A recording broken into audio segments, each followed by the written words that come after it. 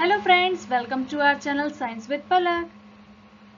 आज हम class 11th का second chapter biological classification start करने जा रहे हैं, जिसमें आज की वीडियो में हम पढ़ेंगे systems of classification, artificial and natural, kingdom systems, characteristics of 5 kingdom and 3 domain system.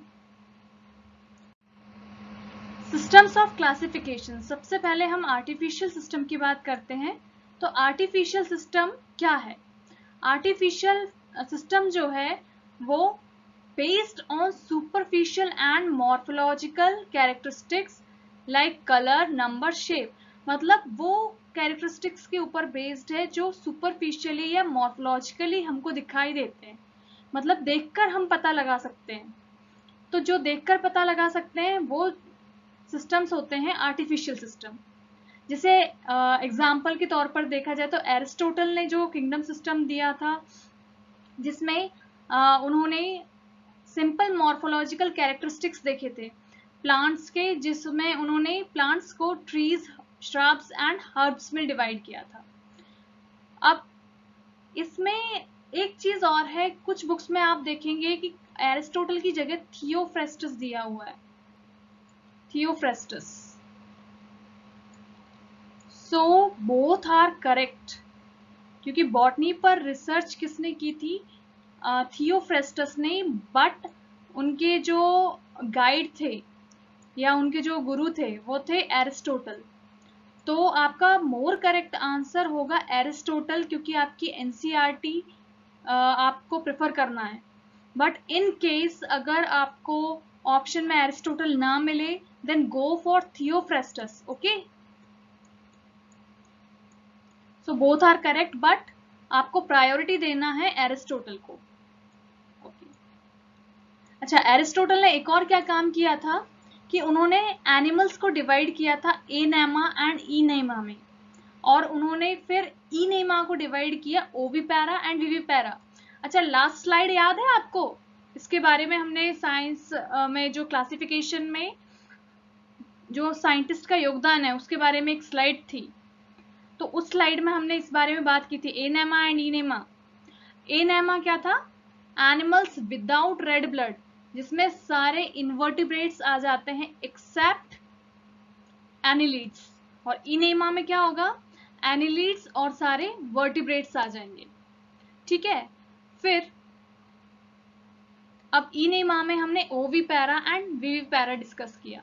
ओविपेरा में क्या थे? जो एग लेइंग थे। एग लेइंग में कौन से आ जाएंगे?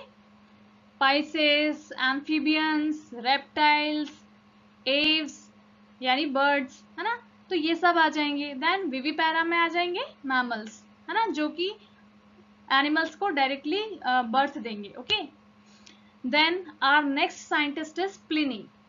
Pliny divided animals into flying and non flying. तो ये तो हमको देखकर ही पता चल रहा है ना कि फ्लाइंग है कि नॉन फ्लाइंग है। तो ये सारे जो सिस्टम हैं ये हो जाते हैं हमारे आर्टिफिशियल सिस्टम। ठीक है, देन नेचुरल क्लासिफिकेशन क्या है? जो नेचुरल एफिनिटी पर बेस्ड हो, जैसे कि सिमिलैरिटीज एंड डिफरेंसेस देखकर, है ना, या रिलेशनशिप्स, या एक्सटर्नल या मॉर्फोलॉजिकल चेंजेस देखकर, या इंटरनल या एनाटॉमिकल फीचर्स देखकर।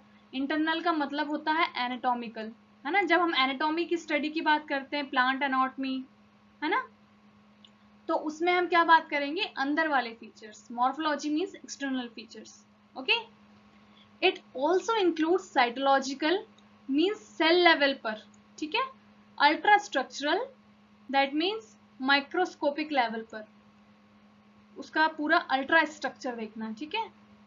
फिर एम्ब्रियोलॉजिकल, एम्ब्रियोनिक स्टेज पर, है ना, तो ये सारे कैरेक्टरिस्टिक्स को भी ये इंक्लूड करते हैं, ठीक है, नेचुरल क्लासिफिकेशन में।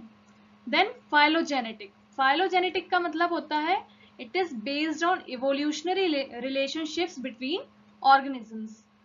ये हमने ऑलरेडी डिस्कस किया हुआ है, जो टेक्सोनॉमी वाली हमारी वीडियो है उसमें हमने डिस्कस किया हुआ है ऑलरेडी, फाइलोजेनी, टेक्सोनॉमी, सिस्टमैटिक्स, है ना। देन अब इसमें क्या होगा? Organism of same taxa have common ancestor. जो एक ही टेक्सा के होंगे उनका क्या होगा? सेम एंसेस्टर होगा। Modern species are product of evolution. Modern species are product of evolution. जैसे हम होमोसैपियंस की बात करते हैं, ह्यूमन बींग्स की, तो हमारा भी, हम जैसे मॉडर्न ह्यूमन बींग हैं, तो हमारा भी इवोल्यूशन होकर हम बने हैं ना, क्योंकि उससे पहले हमारा अगर ब्रेन कैपेसिटी देखें तो वो डिफरेंट था, है ना। जैसे हम सीधे खड़े नहीं होते थे, है ना। ऐसे बहुत सारे फिर कल्चर में डिफरेंसेस आए, तो ये सारी चीजें इवोल्यूट होते चली गई, है ना। उसके बाद मॉडर्न मैन बना, जो अभी हम हैं। Therefore, phylogenetic system is called cladistics. इसीलिए phylogenetic system को क्या बोलते हैं? क्लैडिस्टिक। मार्क दिस, है ना। फाइलोजेनेटिक सिस्टम को बोलेंगे क्लैडिस्टिक, और उसी का जो ग्राफिकल रिप्रेजेंटेशन होगा उसको हम बोलेंगे क्लैडोग्राम या फैमिली ट्री। ठीक है, जैसे आपने फैमिली ट्री स्कूल में बनाया होगा, तो उसमें ऊपर लगाते हैं हम दादा दादी, फिर मम्मी पापा, उसके बाद बच्चे। तो ये क्या है, एक इवोल्यूशन टाइप का एक ग्राफ बन जाता है ना, कि मम्मी पापा कहाँ से आए, है ना, नाना नानी दादा दादी आ गए उसमें, फिर हम मम्मी पापा से आए, तो ये एक फैमिली ट्री बन जाता है, तो जिसको हम क्या बोलेंगे, क्लैडोग्राम। और इस सिस्टम को क्या बोलेंगे, क्लैडिस्टिक्स। ओके। Kingdom systems. तो किंगडम सिस्टम लर्न करने के लिए एक छोटा सा न्यूमोनिक्स लर्न कर लो सबसे पहले। तो LHCW। अब L से आ जाएगा आपका, साइंटिस्ट के नेम है ये सारे, ठीक है। तो L से होगा लिनियस, जिसने दिया था 2 किंगडम सिस्टम। कोई कंफ्यूजन नहीं होगी, क्योंकि ये अलग अलग टाइप से ये क्वेश्चन कई बार पूछा जा चुका है ऑलरेडी, ठीक है। फिर H से हो जाता है हैकल। हैकल ने दिया था 3 kingdom system. C for Copeland. Copeland have given 4 kingdom system. Then W for Whittaker. Whittaker have given 5 kingdom system. LHCW, है ना। तुरंत लर्न कर लीजिए, ये सीक्वेंस में अगर आपको लर्न रहेगा तो आप कभी साइंटिस्ट के नाम नहीं भूलेंगे कि 2 किंगडम किसने दिया, 3 किंगडम किसने, 4 किसने, 5 किसने, ठीक है। सो 2 kingdom system was given by Linnaeus. इसमें जो 2 किंगडम थे वो क्या थे, प्लांटी एंड एनिमेलिया, ठीक है। तो प्लांटी एंड एनिमेलिया में नॉर्मली हमने क्या चेंजेस देखे, कि प्लांटी जो है वो सेसाइल है, जबकि एनिमेलिया क्या है, मोटाइल है, ठीक है। ऐसे बेसिक चेंजेस होंगे। फिर जो प्लांटी होगा वो क्या होगा, ऑटोट्रॉपिक होगा, जबकि एनिमेलिया क्या है, हिट्रोट्रॉपिक है। तो ऐसे चेंजेस इसमें हम देख सकते हैं, ठीक है। After that 3 kingdom system. 3 kingdom system है, किसने दिया है, EH हैकल ने। Okay, in the 1866 he propose 3rd kingdom. अब सबसे पहले 3rd किंगडम में ये भी इंपॉर्टेंट है कि 3rd किंगडम कौन सा था, प्रोटिस्टा। अब प्रोटिस्टा देखो एक कैसे हुआ, कि जो एनिमल्स थे या प्लांट्स थे, हम कुछ भी नहीं बोल सकते एक्चुअली, क्योंकि वो ना तो एनिमल की कैटेगरी में फिट हो रहे थे, ना ही प्लांट की कैटेगरी में फिट हो रहे थे।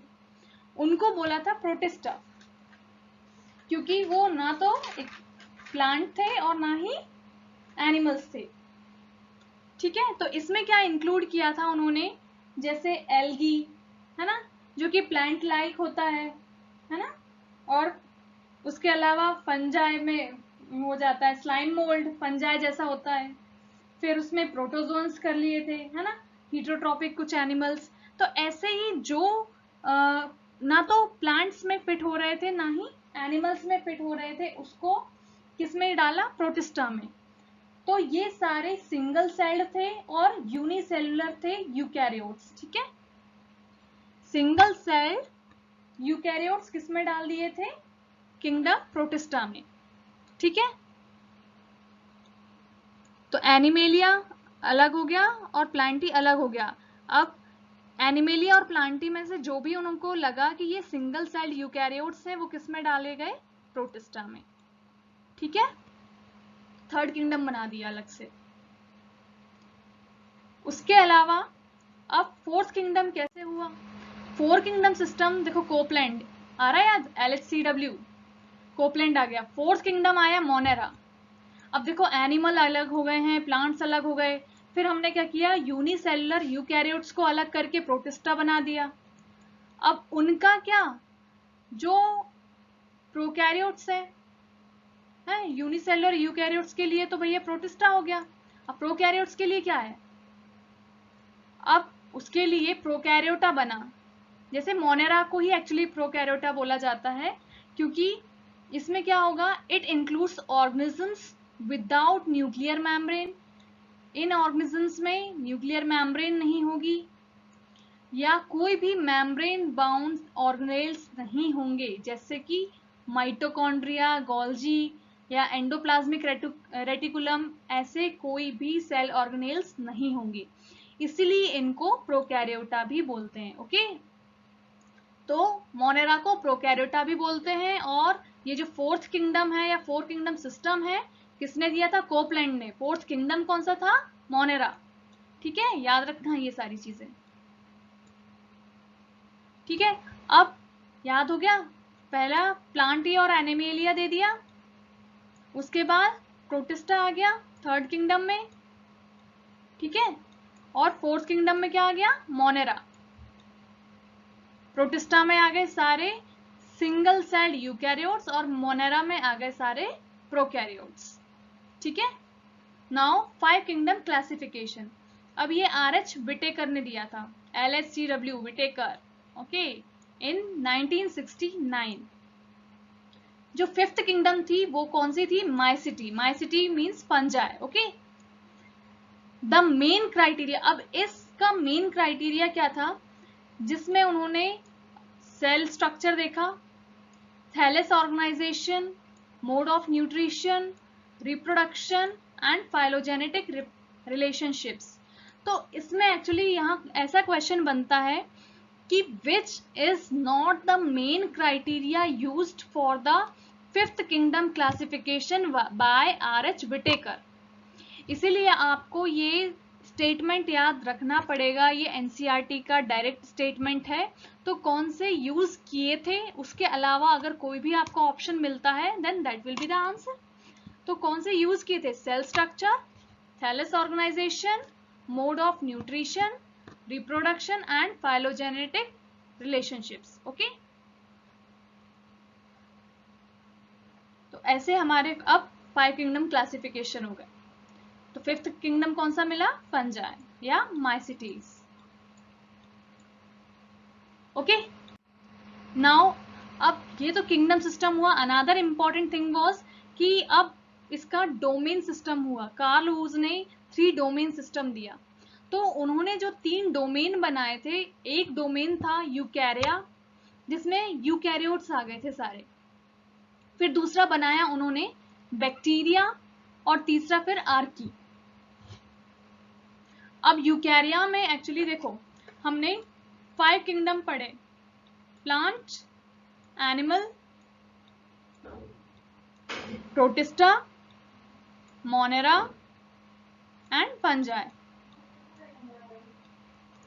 ओके, अब इसमें हम अभी मोनेरा स्किप कर देते हैं। तो ये बाकी सारे के सारे कहां पर आ रहे हैं, हमारे डोमेन यूकैरिया में। क्योंकि मोनेरा में हमने बात की थी, जो मोनेरा किंगडम था उसमें सारे प्रोकैरियोट्स थे। ठीक है, तो प्रोकैरियोट्स जो होंगे वो यूकैरिया में नहीं है, बाकी के सारे कहां पर है, यूकैरिया डोमेन में। अब जो प्रोकैरियोट्स थे उनको कार्ल वुज ने फिर 2 डोमेन बना दिया अलग से मोनेरा के, जिसमें एक बैक्टीरिया आ गया, बैक्टीरिया, एंड दूसरा आ जाता है आर्की।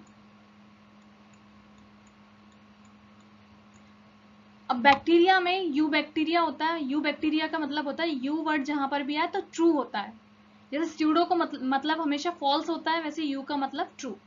ठीक है, यू बैक्टीरिया आते हैं इस डोमेन बैक्टीरिया में, जो कि यूनिसेलुलर होंगे और प्रोकैरियोटिक होंगे। आर्की बैक्टीरिया में भी क्या होगा, ये भी यूनिसेलुलर हैं और प्रोकैरियोटिक हैं।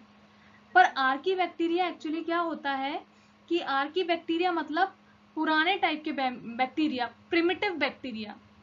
जो आर्की बैक्टीरिया होते हैं वो प्रिमिटिव बैक्टीरिया होंगे जो कि किसी भी एनवायरमेंट में रह सकते हैं, मतलब वो सल्फर स्प्रिंग्स में भी रह सकते हैं, है ना, या इतनी हॉट जगह पर भी रह सकते हैं, मतलब सल्फर स्प्रिंग जैसे हॉट स्प्रिंग्स में। उसके अलावा ये एकदम सॉल्टी मीडिया में भी रह सकते हैं, है ना, सलाइन वाटर में भी रह सकते हैं। उसके अलावा ये मिथेनोजेंस भी होते हैं, जैसे कि एनिमल्स की गट में रहते हैं, है ना। तो ये इस टाइप के जो बैक्टीरिया होते हैं वो आर्की बैक्टीरिया में आएंगे। इसके बारे में और हम डिटेल में पढ़ने वाले हैं, ठीक है। देन ये 3 डोमेन अभी क्लियर हो गया। मोनेरा छोड़ के सारे हैं किसमें, यूकैरिया में। उसके बाद जो बाकी 2 डोमेन है, एक में यू बैक्टीरिया आ गया और दूसरे में आर्की बैक्टीरिया। ओके, अब हम ये जो हमने 5 किंगडम क्लासिफिकेशन पढ़ा है उसके कैरेक्टरिस्टिक्स को समझेंगे। यहाँ पे देखो क्या होगा, अगर हम साथ में ये सारा ये जो टेबल है ये इतनी इंपॉर्टेंट है कि बहुत सारे कैरेक्टरिस्टिक्स यहीं के यहीं लर्न हो जाएंगे आपको। जैसे हम सेल टाइप की बात करें तो सिर्फ मोनेरा प्रोकैरियोटिक है, तो लर्न करने की बस एक ही चीज है कि मोनेरा प्रोकैरियोटिक है, क्योंकि बाकी सारे कैसे हैं, यूकैरियोटिक है, ठीक है। उसके अलावा प्रोटिस्टा, फंजाई, प्लांटी, एनिमेलिया सब क्या है, यूकैरियोटिक। अब सेल वॉल, सेल वॉल देखो मोनेरा में नॉन सेल्यूलोजिक है, इसमें पॉलीसेकेराइड प्लस एमिनो एसिड होता है, ठीक है। अब प्रोटिस्टा में क्या होगा, सेल वॉल कुछ में होगी कुछ में नहीं होगी, ठीक है, क्योंकि ये यूनिसेलुलर यूकैरियोट्स थे और कुछ में है कुछ में नहीं है। ऐसा क्यों बोला है, क्योंकि हमने अभी बात की थी कि जो प्रोटिस्टा हैं उनमें कुछ ऐसे हैं जिनमें एनिमल लाइक कैरेक्टरिस्टिक्स हैं और कुछ ऐसे हैं जिनमें प्लांट लाइक है। और आपको पता होना चाहिए, इसमें सेल वॉल की स्पेलिंग रॉन्ग है, ओके, एक एल ज्यादा हो गया। हाँ, तो आपको पता होना चाहिए कि एनिमल्स में सेल वॉल नहीं होती, इसीलिए यहाँ आपको लर्न होना चाहिए कि इसीलिए प्रोटिस्टा में क्या होगा, it is present in some, okay, इतना क्लियर हुआ। अब फंजाई में होती है, ये इंपॉर्टेंट पॉइंट आ जाता है यहाँ पे कि फंजाई में काइटिन की बनी हुई सेल वॉल होती है, ओके। एनिमल्स में काइटिन का कुछ याद आ रहा है आपने 9th में अगर पढ़ा हो थोड़ा। एनिमल्स में जो इंसेक्ट्स होते हैं उनमें काइटिन का बना एक्सोस्केलेटन होता है, ठीक है, आगे हम एनिमल किंगडम में पढ़ने वाले हैं ये भी, ओके। प्लांटी में होगी सेलुलोज की बनी सेल वॉल, ओके। तो अभी हमने मोनेरा में देखा नॉन सेल्यूलोजिक है, पॉलीसेकेराइड अमीनो एसिड की बनी होगी, प्रोटिस्टा में कुछ कुछ में प्रेजेंट होगी, फंजाई में काइटिन की बनी होगी, प्लांटी में सेल्यूलोज की होगी और एनिमेलिया में absent. Then nuclear membrane, nuclear membrane में हमने अभी मोनेरा के कैरेक्टरिस्टिक्स देखे कि न्यूक्लियर मेम्ब्रेन होती ही नहीं है मोनेरा में, ठीक है। न्यूक्लियर मेम्ब्रेन सिर्फ और सिर्फ मोनेरा में नहीं होती, ठीक है, बाकी सब में प्रेजेंट है। तो याद रखने वाली बात यही है कि इसमें एब्सेंट है मोनेरा में। देन बॉडी ऑर्गेनाइजेशन, देखो जैसे जैसे लेवल ऑफ ऑर्गेनाइजेशन बढ़ रहा है तो यहाँ देखो यहाँ पर भी लेवल में आप डिफरेंस देख रहे हैं, ये सेलुलर लेवल पे आ गए क्योंकि मोनेरा क्या है, सिंगल सेल्ड है ना। देन प्रोटिस्टा में भी हमने क्या बोला था कि यूनिसेल्युलर है, ये यूनिसेल्युलर यूकैरियोट्स, इसलिए हम क्या बोलेंगे, cellular level of organisation.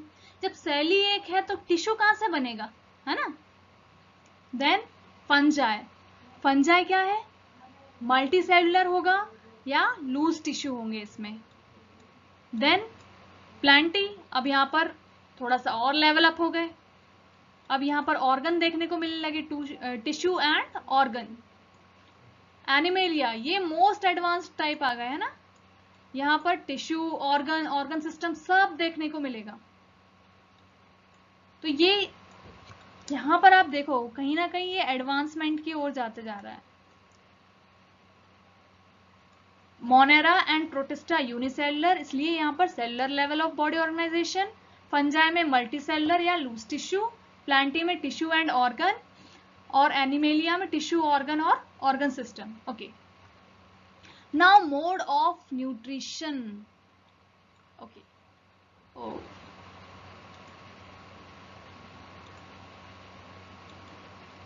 Mode of nutrition. Autotrophic, Monera में कैसा होगा? ऑटोट्रॉफिक हो सकता है। ऑटोट्रॉफिक में भी क्या हो सकता है? कीमोसिंथेटिक, मींस केमिकल से अपना फूड सिंथेसाइज करना, या फोटोसिंथेसिस यानी लाइट के प्रेजेंस में अपना फूड सिंथेसाइज करना। तो ऑटोट्रॉफिक में दोनों मोड से हो सकता है, कीमोसिंथेटिक या फोटोसिंथेटिक। हम इसमें भी बात करेंगे, कीमोसिंथेटिक बैक्टीरिया होंगे, फोटोसिंथेटिक बैक्टीरिया होंगे, या हीट्रोट्रॉफिक भी हो सकता है। इसमें भी सेप्रोफाइटिक या पैरासिटिक, सेप्रोफाइटिक या पैरासाइट। तो सेप्रोफाइटिक क्या होते हैं? जो सड़े गले के ऊपर अपना खाना खाते हैं, है ना, उसको फीड करते हैं। पैरासाइटिक क्या होगा? जो किसी और पर डिपेंड रहकर रहेंगे, मतलब जैसे सपोज अगर आप अमरबेल की बात करें तो किसी और प्लांट के ऊपर वो डिपेंड रहती है और उसका पूरा न्यूट्रिशन सक कर लेती है ना। होस्ट पर डिपेंडेंट रहना, तो वो पैरासाइटिक न्यूट्रिशन हो जाता है। ठीक है। देन प्रोटिस्टा, तो प्रोटिस्टा में भी क्या होगा? हीट्रोट्रॉफिक भी हो सकता है, फोटोसिंथेटिक भी। क्यों? क्योंकि ये यहां पर लेकिन कीमोसिंथेटिक आपको नहीं दिख रहा होगा। कीमोसिंथेटिक बैक्टीरिया में ही है, मतलब सिर्फ मोनेरा में है। प्रोटिस्टा में, ऑटोट्रॉफिक में फोटोसिंथेटिक आ जाएगा क्योंकि प्लांट लाइक आ गया, एंड हीट्रोट्रॉफिक आ गया क्योंकि वो एनिमल लाइक है। ठीक है। अब फंजाई, फंजाई कैसी हो सकती है? या तो सेप्रोफाइटिक हो सकती है, मींस सेप्रोट्रॉपिक टाइप। तो सेप्रोफाइटिक या तो सड़े गले पर वो उगेगी, जैसे आपने मशरूम देखा होगा, या वो पैरासाइटिक हो सकती है, वही होस्ट के ऊपर डिपेंड रहकर। देन प्लांटी या प्लांट्स तो क्या है? फोटोसिंथेटिक है। ठीक है, तो ऑटोट्रॉफिक होगा इसका। एनिमेलिया हीट्रोट्रॉफिक, हीट्रोट्रॉफिक में बहुत सारे टाइप हो सकते हैं, होलोजोइक हो सकता है, सेप्रोफाइटिक हो सकता है। ठीक है, हीट्रोट्रॉफिक मीन्स अलग अलग मोड ऑफ न्यूट्रिशन हो सकते हैं, बट वो अपना खाना खुद नहीं बना सकते। ठीक है।